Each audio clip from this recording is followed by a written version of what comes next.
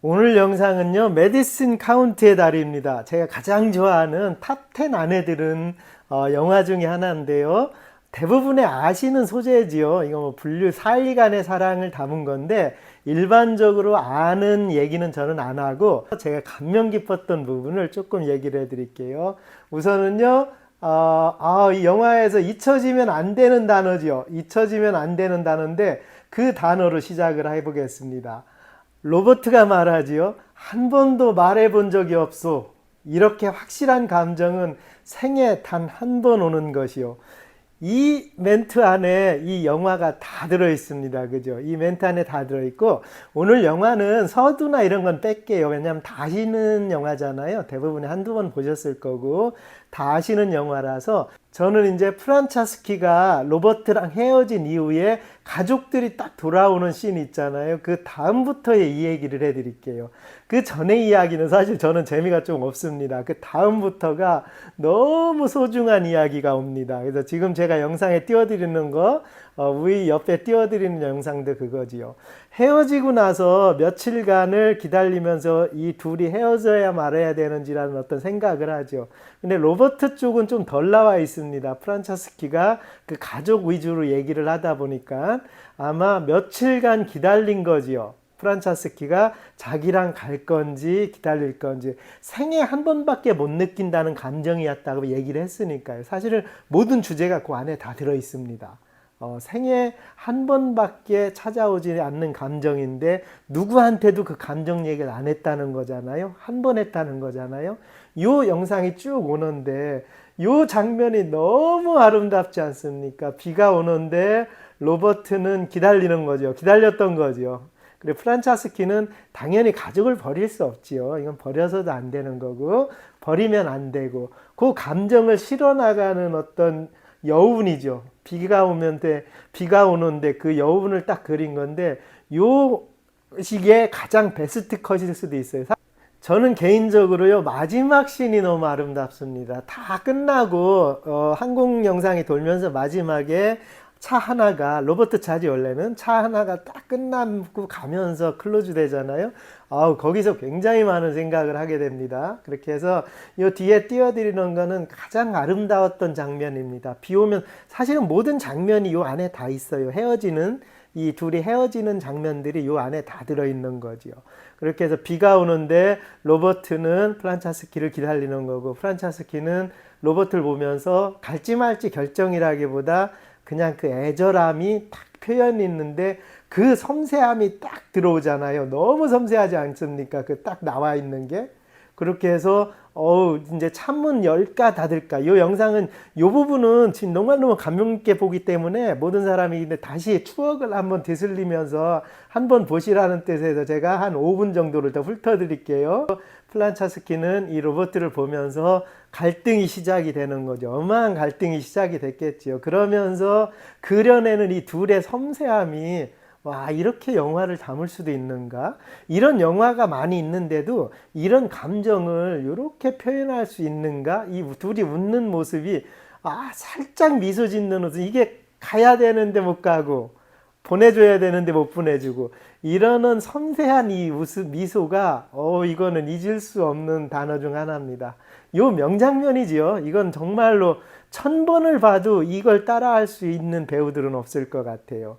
요 장면이 끝나고 나서 이제 조금 앞으로 돌리면 이제 플란차스키 여기도 명장면입니다.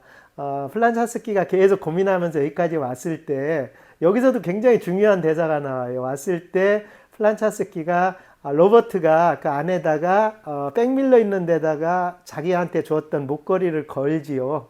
오라는 뜻이지요. 영상상으로는. 근데 플란차스키는 갈 수가 없지요. 마지막 남편이 그 멘트를 하잖아요. 저게 사진작가인데 왜 안 가냐고 누굴 기다리는 거냐라는 말이 표현이 거기서 딱 또 나오잖아요. 빵빵거리고 안 갑니다. 그래서 빵빵거리고 누굴 기다리는데 안 가냐고 이런 멘트가 지금 기억이 정확히 없는데 그 멘트가 흘러나와요. 그죠? 그리고 가면서 이제 로버트는 빵빵거리니까 다른 길로 가고 플란차스키는 남편이랑 자기 길로 가고 요게 또 명장면 중에 명장면입니다. 그리고 마지막 컷에서 이것도 중요한 장면 중에 하나예요. 여기서 남편이 어디 아프냐고 물어보잖아요. 아프다고는 했던 뭘 왜 안 좋냐고 물어봤는데 이 프란차스키 머리가 복잡하지요. 그래서 가만히 있는데 또 노래를 틀잖아요. 근데 이거 캐치하셨었습니까? 노래를 트는데 이 사람은요, 남편은 익숙한 거죠. 남편이 싫은 건 아닙니다. 이건 익숙해졌다는 표현이거든요. 뉴스를 틀지요, 그죠? 거기서 소나기가 뭐 어쩌고 오고, 뭐 강풍이 오고, 이러는 뉴스를 틉니다. 근데 이전에 로버트랑 차 타고 갈 때 라디오를 트는데 음악을 틀어주지요, 그 전에는. 프란차스키가 좋아하는 음악을 틀어줍니다. 이들이 러브스토리 할 때는 잔잔한 음악을 틀어줍니다. 그리고 여기서 남편은 절묘하지요. 여기서 남편은 기상일보를 틉니다. 그러면서 딱 끊어지고요. 야, 기막힌 장면이지요. 이제 딱 끊어지고 나서 이제 백 영상이 옵니다. 백으로 마지막으로 갈 때 로버트 차가 언덕을 넘어가는 씬인데 그거는 가상의 씬이지요. 그냥 어떤 사람들한테 여운을 주려고 한 건데 참 많은 거를 의미를 담는 겁니다. 요게 이제 제가 드리고 싶었던 스토리 중에 하나였고요.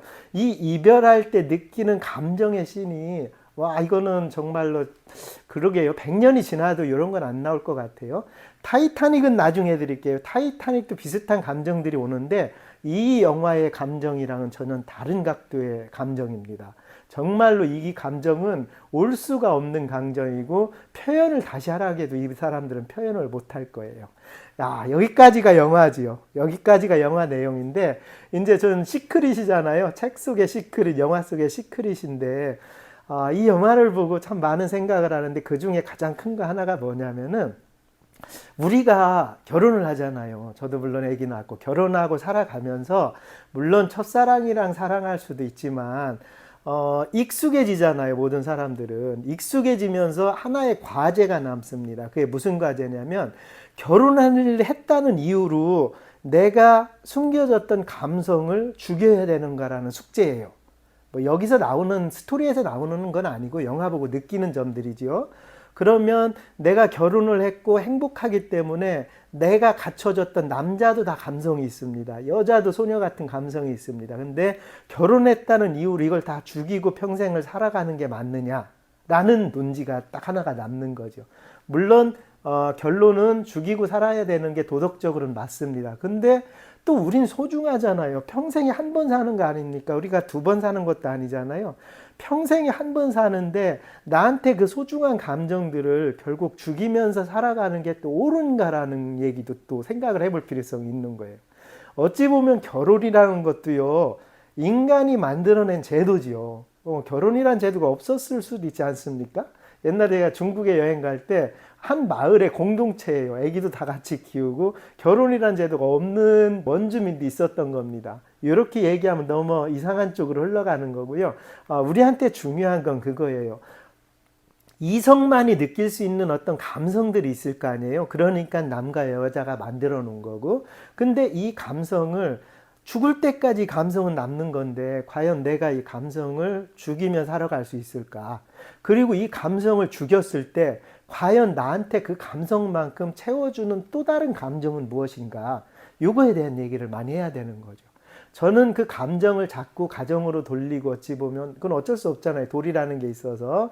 그러지만 또 이 감정을 100이면 100 다 그렇게 하고는 못 살 거 아니에요. 메디슨 카운티의 다리는요, 내용에 전반적으로 흘러가는 그런 면도 있지만 숨겨진 시크릿처럼 숨겨진 이야기는 그거예요. 나의 감정과 감성을 과연 어디까지 통제하고 살아야 되는가라는 궁극적인 거죠. 우리는 살아가면서 다 남편한테 아니면 부인한테 이걸 다 죽이고 그 다음에 자식들한테 또 그걸 다 죽이면서 살아갔을 때 60, 70대에서는 그 감정조차도 느끼지 못하는 나이가 될 수도 있지요. 그래서 그걸 여러 각도로 느끼지요. 슈퍼스타의 팬으로 가 있는 경우도 있고 그런 감성들이. 근데 모르겠습니다, 여기서는. 그리고 그 감정을 가지고 살아가는 게 옳은가에 대한 얘기죠. 플란체스키도 로버트를 못 잊고 살아가는 그 감정이 옳은가라는 아닌가라는 주제도 논의는 해봐야 되겠지요. 이거는 정답은 없는 겁니다. 그렇죠? 로버트도 마찬가지. 로버트는 이혼을 했으니까 죽을 때까지 그 여자를 못 잊으니까 자기 재산을 다 그 여자한테 물려주고 자기가 죽으면 뼈, 가루, 그게 핵심이죠. 뼈 가루를 메디슨 카운티의 그 다리에 뿌려달라고 하고 플란체스키도 그 말을 하잖아요. 내가 평생 가족과 남편을 위해 살았는데 죽고 나서는 내가 원하는 곳으로 가야 되겠다 하고 거기다가 뿌려달라고 하잖아요. 그리고 자식들이 나중에 그걸 다 이해를 해서 거기다 뿌려주잖아요.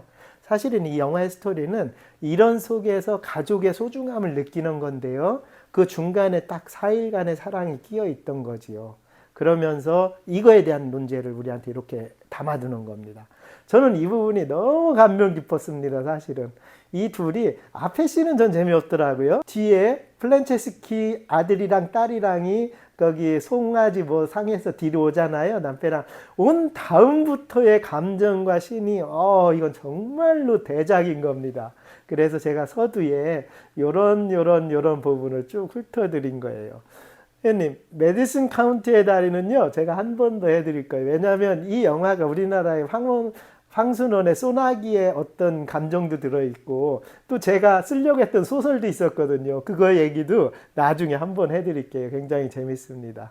그래서 오늘은 메디슨 카운티의 다리를 영화를 보면서 그 숨겨진 감정이나 다른 해석, 또 다른 해석이 뭐가 있는지란 내용을 잠깐 제가 설명을 드렸어요. 그래서 영상을 뒤에 쭉 들려드린 거고요. 어렸을 때 보신 분들이 있겠지요. 대부분의 저 나이 때들이면 그렇게 해서 그때 당시에 이게 뭐 95년도에 나왔나요?